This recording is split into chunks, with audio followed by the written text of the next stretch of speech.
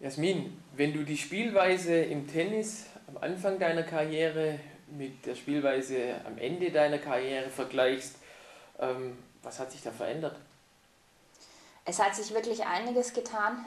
Ich habe ja über 15 Jahre auf der Tour gespielt. Zu Beginn war es eher noch die passive Spielweise, die dominiert hat, aber inzwischen wird das ganze Spiel wirklich schneller, aggressiver. Die Spielerinnen sind athletischer, kräftiger geworden. Es hat sich teilweise auch die Zählweise geändert.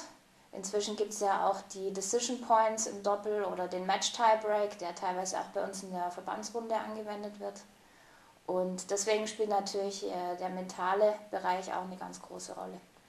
Bedeutet das dann auch, dass der Druck für die Spieler größer wird? Klar, der Druck ist absolut da. Es geht eben darum, im entscheidenden Moment hundertprozentig da zu sein und seine beste Leistung abrufen zu können. Deswegen ist es natürlich extrem wichtig, mental stark zu sein und an sich zu glauben, Selbstvertrauen aufzubauen. Und da werden wir mit Sicherheit in dem Camp auch dran arbeiten. Und da wird es ein paar Tipps geben von meiner Seite.